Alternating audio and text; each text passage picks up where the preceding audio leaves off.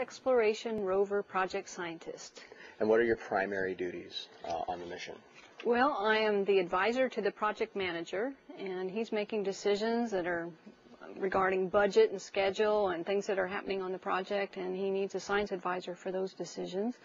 I'm also keeping the science team informed about the strategic issues that are happening between our project and the Mars Global Surveyor and Odyssey projects, and doing interviews like this to let the public know what's going on with the mission. And this isn't the first time you've been involved in a mission that went on to Mars, right? You were part of the Pathfinder mission? Yes, I was on the Pathfinder mission. I was involved in one of the instruments on Sojourner Rover. So I was down in the trenches working on the data each day and helping figure out what we should do with the rover the next day.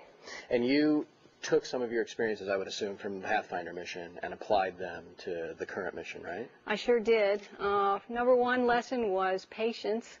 It's hard to do these things that are robotic on another planet. Here on the Earth, we're used to playing with rovers, and they seem easy to manipulate. But when you have to design something that can work under the conditions of Mars, which has very harsh temperatures and big temperature ranges, not to mention that you can't joystick this thing. You're giving it commands once a day. You learn to be patient. To line up a rover with a particular rock on a rugged terrain of unknown characteristics is not easy. So you don't have the opportunity to start the rover and then go, wait, no, I changed my mind, stop. No, you end up sending a set of commands once a day, generally, and then getting data back and assessing from that. It may not have done exactly what you asked it to do, then you have to decide what to do the next day. If you tell the rover to go, when you say, go that direction, and when you get to this thing, turn and look at that. If it starts going and it finds something that it thinks, I shouldn't go there, does it stop and tell you? Does the rover win? I mean, if you guys sort of end up in a battle of wills, does the rover win, or does JPL the rover wins, and it's called fault protection.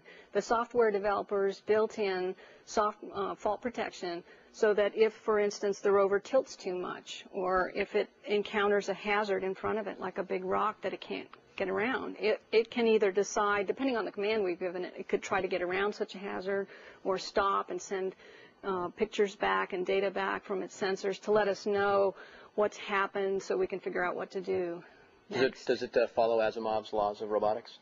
It doesn't follow those, but it follows a huge set of code, a very complicated pile of software that tells it what to do and gives it its smarts.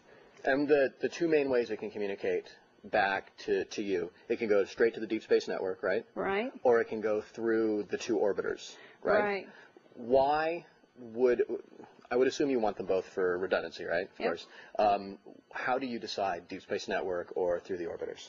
Well, we put the information that is critical for making decisions about the next day of the rover's activities in the direct to Earth because it comes the fastest. So we make decisions when we're planning our activities, which images and which sensor readings should come back on that critical direct to Earth channel. And then we put the other things on the UHF antenna, which gets sent to the orbiters, which come overhead a couple times, each orbiter a couple times a Martian day. And then there is a latency, so it can sit on each orbiter for a while, which could be a few hours, it could be a day or so, and then it finally comes back. It's less critical, we want it, but it doesn't have to be back ASAP. And how's it stored on the orbiters? On the orbiters, it's sitting in memory on the spacecraft, and then it sends the data. The orbiters are sending data back straight to the Deep Space Network. Is it something like flash RAM that it goes through? Does it just overwrite itself every day, or how does that work? I'm not sure on the memory on the orbiters exactly what kind of memory it is, but it stores it in its memory and then sends it back. How much memory does the rover have? The rover has 256 megabytes of flash, and so that's where most of our image products are residing. We have to manage that. We have to make sure that we aren't filling it up. We have to delete things once we've gotten them back on the Earth, and so we're learning already that we have to carefully watch that and manage that. And what kind of a processor does it have, and what operating system does it run? Well, it's a PowerPC, 20 megahertz computer. So we're not going to be playing Duke Nukem on the rover. No. It's slow, but it's space qualified, so it can withstand the harsh radiation environment of space. That's why we chose it. We picked the best computer we could at the time that we were designing the spacecraft. And the operating system, I'm not sure. I think it's might be OpenVMS. I'm going to cut here. Brian. VxWorks. I knew that wasn't quite right. That's right. I'll Can ask you again. we change that? Yeah, sure. I'll ask you again. I was like, Brian knows it right there. I'll ask you again. Okay. VxWorks. VxWorks. So what type of operating system is on the rover?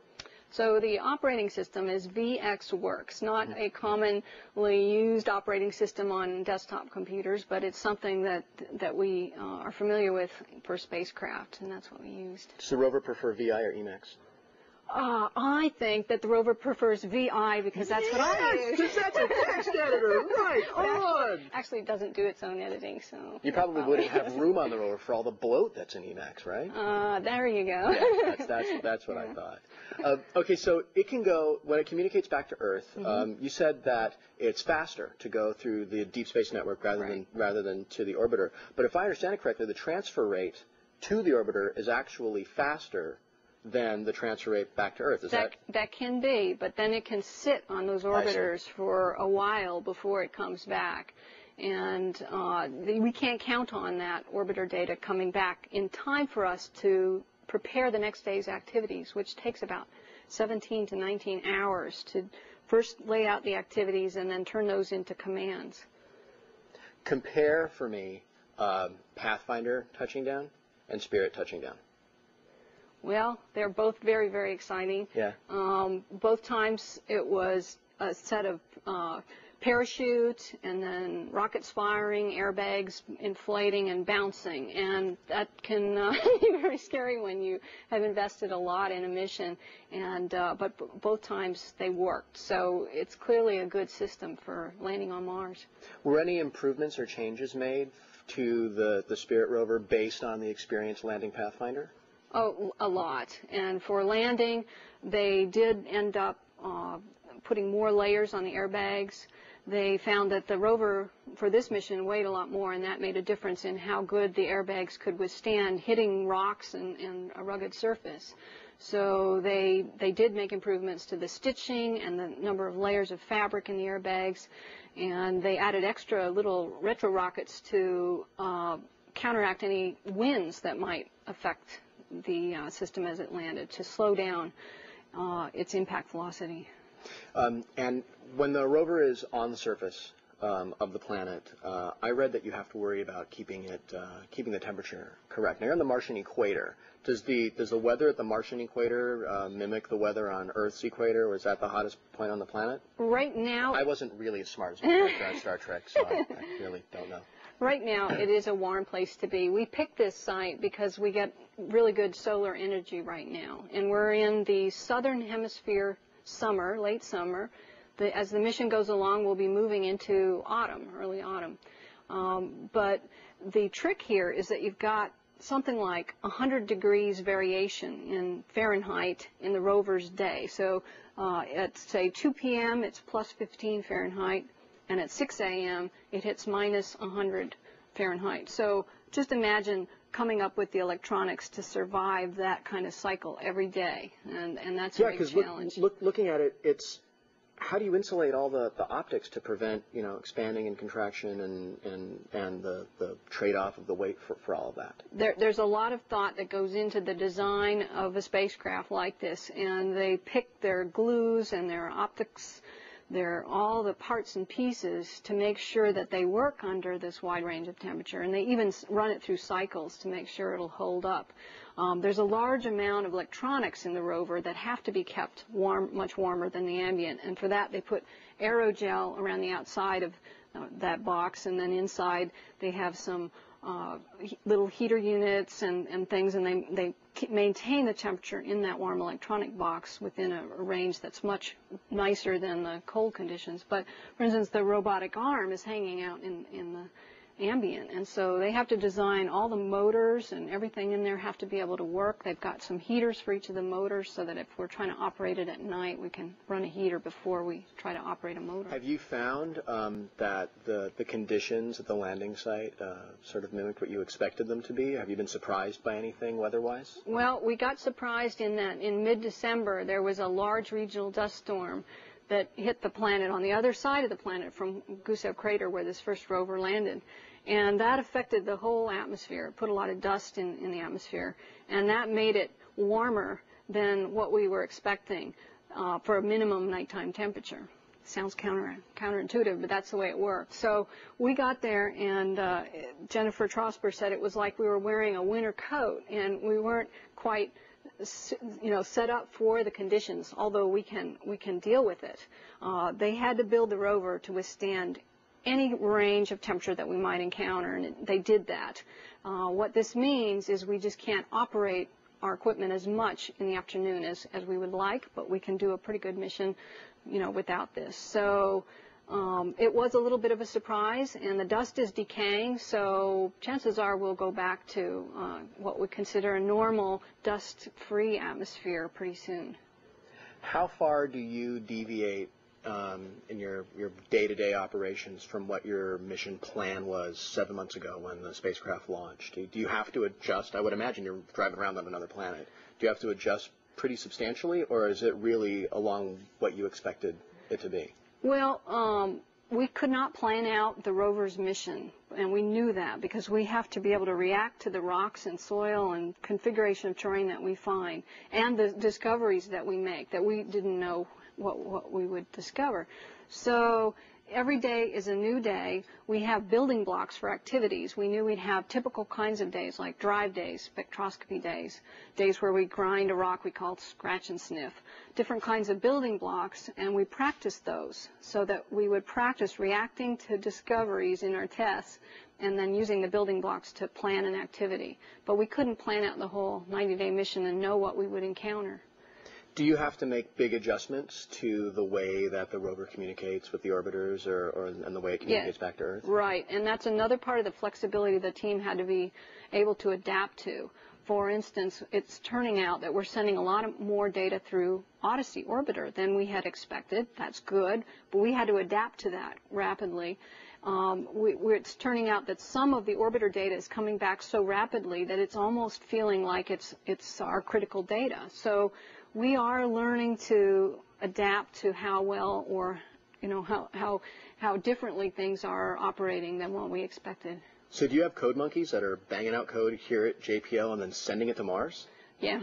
That is so cool. Now we don't do it very frequently. Right. Okay, and we've been talking a lot about a patch to the software, which for the one day when the patch is getting installed, we're going to not be able to do much of anything on that day. It's serious, but the patch will allow it to drive better, sense hazards better, do some other things, fix some little things here and there that we've been doing workarounds for. So we're looking forward to that patch. And, yeah, they're busy making changes to the code and then testing before we send it up to the spacecraft. And do you compile it here or do you compile it on the spacecraft? That's a technical question I don't know the answer to. I out-nerded you. That's so cool. What language is all the software written in? You out-nerded me again. Yeah. See, Brian knows these answers. The flight software is C. C, okay. Right on. I love it. That's so but cool. it's a scientist. You're asking a scientist. Nerd me on the rocks in a minute. Oh, I can't. You're going to kill me. You'll destroy me. How do you choose the names for the rocks? The science team members can choose the names for the rocks, and they try to pick things that somehow make sense for what it looks like. Right now we're seeing a variety of rocks, sort of dark rocks and lighter colored rocks. And yesterday somebody pointed out, hey, you ought to be naming the lighter colored rocks things that are white, snowflake and flower and, things that will make people intuitively think of their color. So we try to come up with names that have something to do with the shape or something so they're easier to remember and it makes sense. But other than that, it's kind of a free-for-all. So if I were to maybe drop $5 on your office floor, there might be a rock named Wheaton? No. Damn. When the rover landed, I understand that when the airbags came back, it did this really strange thing to the soil that nobody expected. Would you talk about that and then also talk about maybe what's been really surprising and how that affects the rest of the mission? Well, when the airbags were pulled in, they have cords, and the material of the bags plus the cords pulled on the surface and dragged some of the rocks along, some of the soil. And there's this one patch that's called magic carpet, where a little piece of the soil scooted along the surface, and it looks like it folded up a little bit. So that intrigued the scientists, and they wondered about whether the soil is kind of held together somehow, and whether that's a cement, a mineral cement, or some electrostatic cohesion or something. And so it was an odd-looking thing. Similar kinds of behavior were seen at the Pathfinder landing site, where the airbags once again had pulled in near the surface. So now they've gone on, because they were all focused on that at the beginning. Now the team is focused on the rocks and the soils and the variety, trying to figure out what are the different kinds of rocks and soils.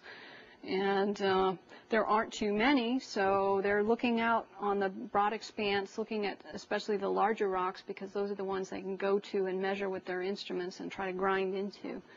And by the time this airs, we'll probably have a really good idea of what's inside Adirondack. Is that the name of the Adirondack? Adirondack, yep. Sorry. We'll have a pretty good idea of what's inside that rock. Will your discoveries on that rock affect where you go next? Oh, yeah.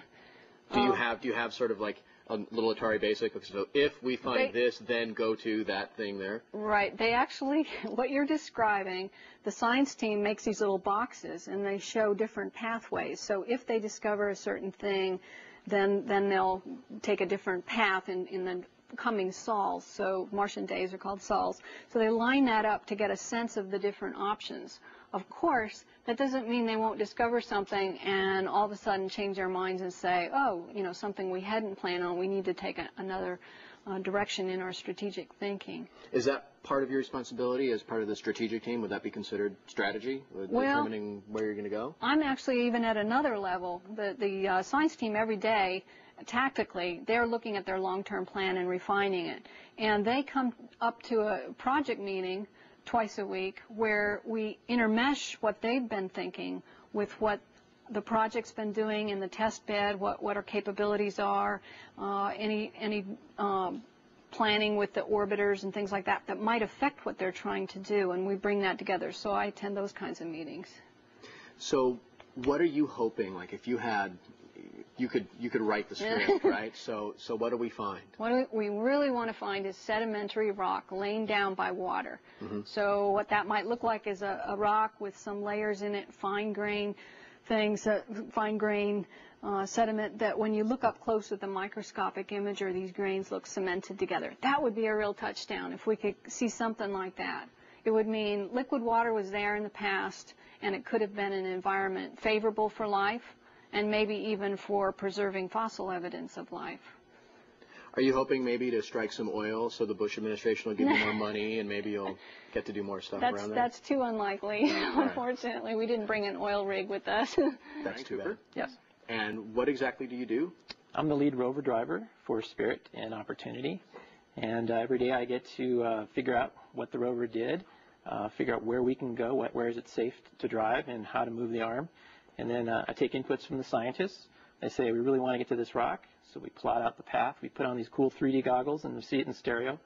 A little bit better than the red and blue kind of goggles you see. And with a computer program that I was involved in, kind of managed the software build, we get to drive every day. How cool is that? Listen, I got to drive the Enterprise, and that was about that cool. You get to drive the spaceship on Mars, and that's about that cool. So if I understand this correctly, the rover starts out at the landing site, and you put it where it is now. Is that right? Right. Dude, seriously. It's like the ultimate remote control. Yeah. Wow. I just have to geek on that for a second, because that's so insanely cool. Tell me just basically, how do you move it from one place to the next? Basically, we have to program the rover every day. So we have about 800 commands we can choose from. And it's our own programming language, essentially, built on top of C on the operating system that's on the rover.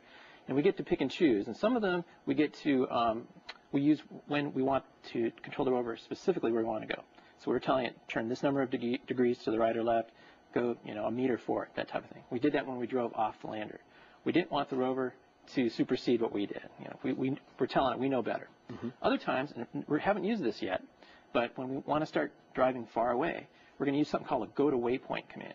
So essentially, we plant a giant lawn dart virtually on the surface, and we actually see that in our 3D tools software. And we're basically telling it, go here, but we don't care how you get there. So we're giving a lot more responsibility to the rover. And the advantage of that is if it sees something or senses something that's out of whack, it's starting to tilt too much, or there was something went around a rock that we didn't see, and there's some hazard like a little dip. It says that's too much for me. I'm going to go around it, still trying to get where we told it to go. But if it gets into trouble, it'll just stop for the day and give up and call home.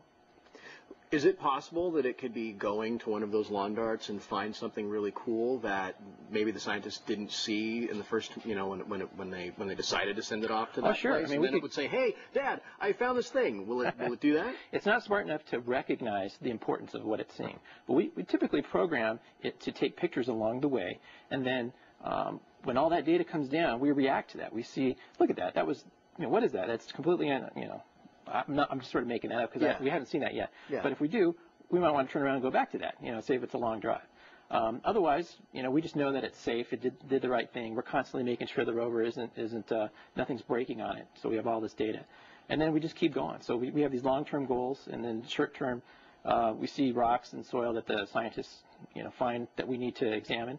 So we'll go up to there and do that fine work. Other days we'll drive long distances. So we'll kind of keep it reactive. And are you communicating directly with the rover, or do you go to one of the orbiters and then they send it to the rover? How do you get your information to the spacecraft? Well, on the way up, we call that the uplink, which is really what I do every day. I'm on the uplink team. All those commands normally go through the direct from Earth to Mars link, so through the deep space giant antennas, and through the lollipop-looking antenna on top of the rover. And although if something went wrong with that, we have the other orbiters to also command through that. On the way back, the data comes back through all three of those links. But the most important stuff comes through that direct-to-Earth link. Is there a moment of sheer terror when you hit send and just think, please work? Oh, sure. I mean, every day it's possible to do something, to send commands that would actually hurt the rover. For instance, we tell it to go in a certain direction, and we're not using this go-to-waypoint command, or what they call auto-nav. We're saying we know better, and what if we made a mistake? What if we're misjudging distances and the rover? I mean, the worst thing that happens is the rover flips over. That's not likely, because we always have this sense of balance. The rover knows when it's about ready to tip. But the arm itself is designed to do some amazing things with the robotic, or the rock abrasion tool, I should say, that sort of grinds on the rock. In order to do that, the thing has to be strong enough to actually damage itself. It's possible that we could smack into the ground, and if we don't precisely measure that, and predict that and send that all up, we could destroy the arm, on any given day. So yeah, there's a sense of, did we do the right thing? So we're simulating it, and we actually sometimes mock it up in our sandbox. We have a backup rover. We arrange the rocks, the way that we see in the pictures, and we just run through and say, yep, did okay, But we can't do that every day, though. It's not enough time to do that. So right now we're doing it because it's still taking baby steps. What's next after it's finished doing what it's doing today? When this airs, what we're doing today is very different from where the rover's going to be when this goes on TV. So what do you imagine is going to be next, like maybe in the next 2 weeks? Well, when we finish examining Adirondack, which is what we're doing right now, we'll be grinding away tomorrow on the rock if everything goes well. That'll be the first time we'll have done that on Mars. Then, depending on what we see, we may stay an extra day. But the current plan is to move off to a local location where we're going to camp out for 3 days and do very little, because the focus will be on landing of opportunity. So we'll shift focus for that. After that, then we're probably going to head for this crater that's about 250 meters away that is really exciting looking. And it's certainly a place we can get to in our mission. So we'll make progress to that, peer over the edge, talk about scary, don't have to fall into that, and start looking down through the layers of that primary impact crater. Long term, you might want to go to the hills, but we'll see. There's some hills about 2.5 kilometers away that are very intriguing. So. How much of a range does it have? Is it pretty much unlimited? Can it just go and until, God forbid, it runs out of juice? Or yeah, I mean, the limiting factors are at the end of the mission, obviously. If something goes wrong, that's it. What's likely to cause that, or if something breaks, we go through these huge temperature cycles every day that are really stressing the electronics like crazy. Other things are, the Martian dust is constantly settling on everything, and so it's making the solar panels less efficient every day. And so eventually we will get to the point, possibly if we last long enough, that we can't drive every day. We'll have to drive every other day. Basically, one day we'll sit there and charge up. Next day we'll hit the road or whatever. So yeah, I mean, our primary goal is to go about 600 meters. That's all we signed up for effectively. And so to get 2.5 kilometers away would be a big stretch. But even if we get really close, we can examine them with remote sensing and maybe discover some neat things. So. Why are you not able to clean the dust off the solar panels? Is it just, I mean, you just can't do it, or? It's a trade-off. Everything in engineering is a trade-off between complexity and cost and weight and all these things. So we determined that was just not feasible to do. It's better just to go for it and try to do as much you can every day. And just, maybe we could use a different power source in the future. And actually, nuclear power is being considered for future rovers, which then you don't have to worry about the dust accumulating on the solar panels. If you were going to control your matter-antimatter mix in your main engine chamber on the rover, would you want to have that be nanite-based or more like isolinear optical chip-based? Probably. Well, I saw what you did with the nanites, and that was pretty scary. So that you kind of lose a lot of control on the rover if the nanites take over. So I would say keep it standard, old-school technology, and see what you can do. Who was cooler, Kirk or Spock?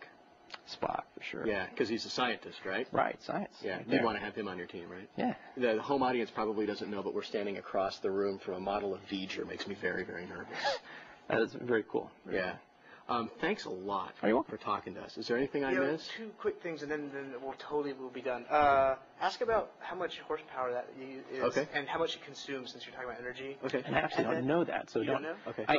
Not in terms of horsepower. I mean, there's. Could you compare it to like how many watt hours? I mean, so. Yeah, that'd be kind of interesting. Yeah. Or like how much of a grade it can power itself up? Yeah, I can generate. But they want me to finish up quickly. Yeah. So quick. And then we can ask Julie about the cameras. Yeah. So let's imagine that you get to the hills, which I think would be so seriously cool. Do you have to worry about the incline? How much can it drive? How steep of an incline can it drive up? We do. The rover, physically can do about 45 degrees before it gets. It's really scary. We've about 30 degrees. The software kicks in and says, "Forget it. That's too much." So yeah, we'll have to react to how steep that is. And of course, I think you were asking about horsepower. I don't know the actual horsepower, but we've torqued it. I mean, where we lack in horsepower, we've really made up in torque. So we've geared it so that even though it goes slowly, it can go up these steep hills and really pull itself over rocks. And it's in a sense much more capable than any car. And when you're setting your commands to the rover, do you compile it here or does it compile on board? Actually, that's all done on the commands or the software. So the software is compiled if we want to do a patch, which we will probably do pretty soon. We want to improve things as we to react to how we discovered how it works on Mars. It's all compiled, and we send up just the amount of software we need to change what's on board. So we're definitely not compiling on board. For sending commands every day, that's not really compiled. It's sort of just a bunch of text in binary sent up every day. So. And when it goes up and comes back, is it encrypted at all, or does it use like a protocol that normal nerds like me can use? Yeah, it's not really encrypted, but there's a space protocols that internationally we used, and we conform to all that. CCSDS, I forget what that stands for, but there's some. It's all kind of well rehearsed. We've been doing that type of thing for years, and that's so we can get through the communication cycles correctly. So that stuff hasn't changed since maybe the earliest days. Right. A lot of that has not changed. Cool. Thanks, man. All right. So tell me if your title, if I understand it correctly, is Tactical Uplink Manager? Tactical Uplink Lead. Tactical Uplink Lead. That's sounds right. So cool. I know. That means absolutely meaningless to anybody, right? But it sounds cool. But it sounds really technical and really cool, doesn't it? Like you could go back to all those people who told you, oh, it's so cute that you want to do this, and just tell them, well, I'm just a tactical uplink lead. That's right. And they go, hey, look at these big words she knows. Yeah, right. So what exactly are your responsibilities? As a tactical uplink lead, you're basically in charge of orchestrating a part of the uplink process, which means that when people are planning what's going to be done during the next sol and building the sequences that are going to implement that plan, you're making sure that that process is running smoothly, that everybody has the information that they need, that we're staying on schedule, that sort of thing. So it's almost a management position, a facilitator position, just making sure that everything goes very well. So I'm responsible for making sure I understand what everybody is doing enough that, I can help firefight, I can help problem solve, make sure that things are getting built, make sure that it's going to be safe for the spacecraft. I think one of the reasons I'm in this position is because I've been working with the spacecraft since we were in the development cycle. I did a lot of testing of the spacecraft in this test beds when we were doing all of our validation of how everything was going to work. I'm actually in the avionics area, so that means that I'm a specialist on the electronics and the software on board the spacecraft. So I ended up with a very broad knowledge of how the spacecraft worked, how different systems on the spacecraft interacted with each other. And so I think one of the reasons that I'm in this sort of a position is because I understand very well how the spacecraft systems interact with each other, and so it's easy for me to understand, as beyond just facilitating the process. I understand well enough exactly what everybody is doing and exactly how that affects the vehicle and how things interact to make sure that what we're going to be doing is safe for the vehicle. So you get to know before the rest of us what's coming next? And like what's going to happen, and are you involved in the planning of that stuff with the scientists? Actually, it depends on which shift I'm working. I actually am trained for two different positions, TUL 1 and TUL 2. The uplink process is so long, it's about a 14-hour process that it takes 2 shifts of workers to get the job done. The first shift, which I was actually working today, is it's working with all the scientists, integrating what the engineers need to do to make sure the spacecraft is healthy, their inputs on what kind of resources we have available to use the next day, like how much data we can take before the memory gets filled up, that sort of thing. Integrating that with what the scientists want to do in the spot that we're at, what's interesting to them scientifically, what rocks do they want to look at, what pictures do they want to get to help them find targets for future sols, and building that together into a plan that we can accomplish in a single sol. And that's basically the first uplink shift's responsibility. The second uplink shift then takes a plan that was made by the first uplink shift and implements that into command files that are going to ultimately get sent up to the rover. I feel like a lot of these questions are really stupid, but is it like picking up the phone? You're like, oh, hey, Rover, it's JPL. Go forward and make, how do you initiate conversations with the rover and how do you let it know what we want it to do? Yeah. Well, it's actually a very, very complicated process because, first of all, we have to have the files already invalidated here. Those have to be sent through the DSN station. So we have to have an allocated DSN station that's pointed at the rover. We have to determine, what the capabilities of that station are. We have to make sure that the rover has a window for communication scheduled on board that is compatible with the station that we're speaking through. And then what happens is we've scheduled the rover to communicate with us. So at the time that it starts communicating with us, we start looking at the data that it's sending down. And the way our commanding strategy is kind of like this. We communicate with it once in the morning. We send it up a huge file of commands, and that's everything it's going to do the whole entire day.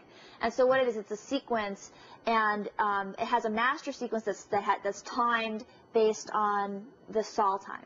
So it's like wait till a certain time of day, then kick off this activity. Wait until another certain time of day, then kick off this activity. At such and such a point, cut off all its activities you were doing before, because now we're going to do a drive and we want everything else to have stopped. Mm-hmm. That sort of thing. And then of course, there are all the supporting sequences that are being kicked off and running and taking pictures and using the science instruments and moving the arm and whatever we've decided to do that day. When you're going to be driving the rover around, does it roll forward and say, okay, I moved here, and then it goes? Or does it execute all of its commands in sequence, and when it gets to the end, it says, all right, I'm done. What do you want me to do now? Actually, it's more the second way. Because the round-trip lifetime is so long, there's really not a lot to be gained for us in having the rover stop at lots of checkpoints and check back with us, because we're not really going to be communicating with it. It would not be very time effective for us to do so. Basically what we'll do is we'll pick a spot that we want to go to. We have terrain maps that have been built from all the images that the rover has available to it.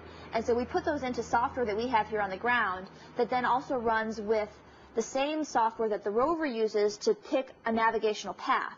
So we have specially trained rover planners who are the guys who drive the spacecraft, who drive the rover. They create these sequences that are going to drive it. And they're very experienced in doing this. They know what our toolbox is, what kind of arced turns and turning in place and that sort of thing that the rover is capable of doing, and they build that up into a plan that's going to be a safe way to get from one point to another. So, if we're going a short distance and we have really good images that tell us exactly what's in the way, they may just tell it, exactly how to drive there. You're going to arc this far to the right and you're going to go this distance, then you're going to do a straight drive for a meter, something like that.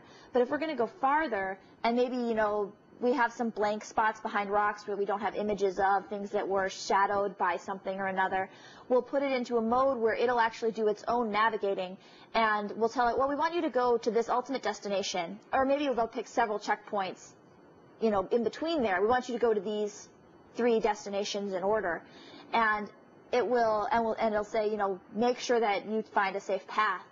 And what the rover will do is it'll go and it'll look, and if there's a rock in the way, it'll navigate around it.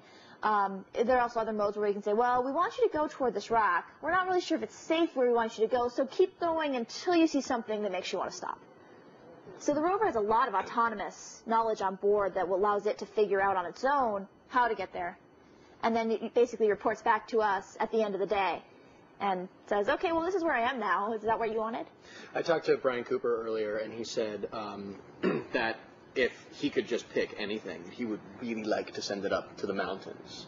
If we can find cool stuff here and then it can go away. He said it's about 2 kilometers away.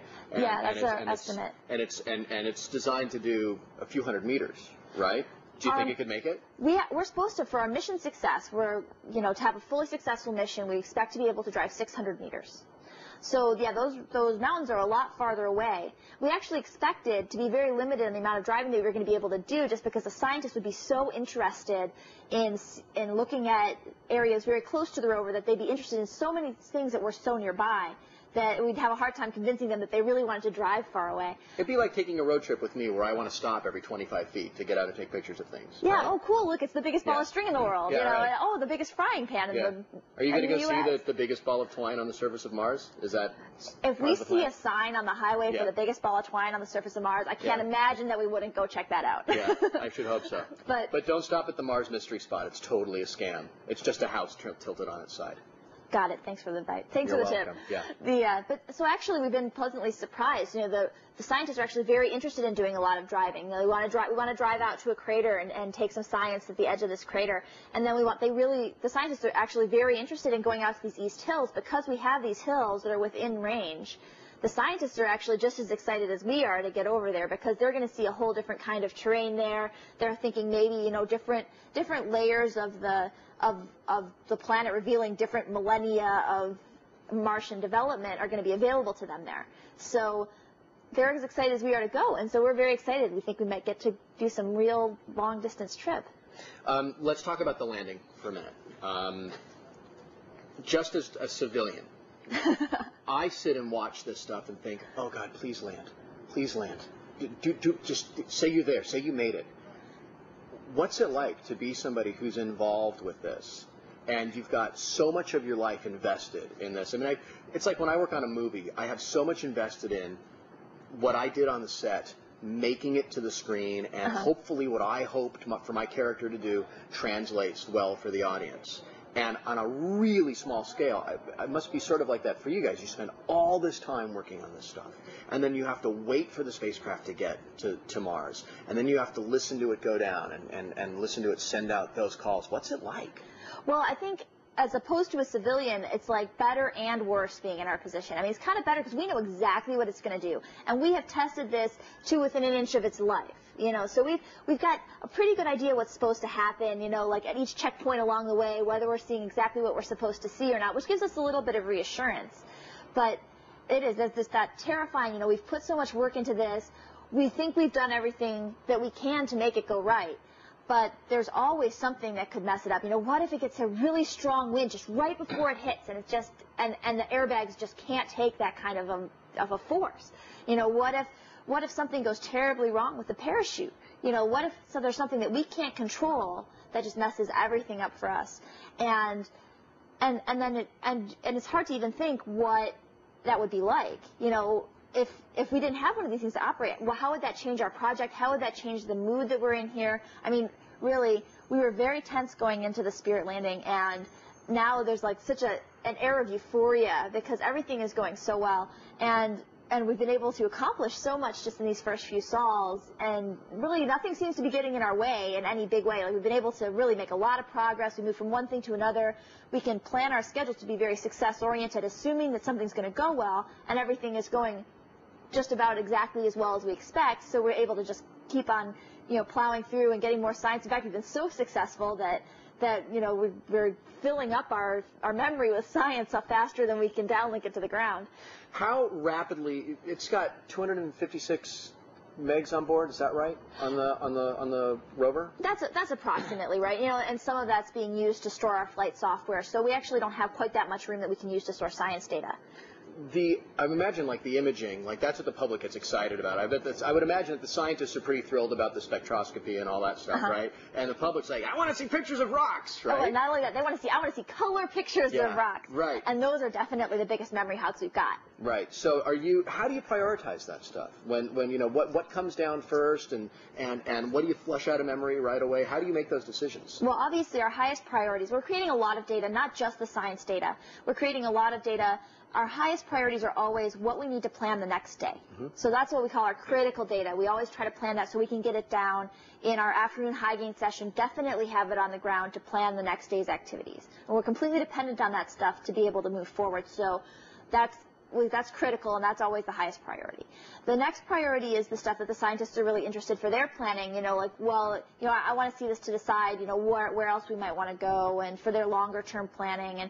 And definitely the images for the public are very important. For instance, today we got down a really beautiful image of the lander, because we're parked right next to the lander at this Rock Adirondack.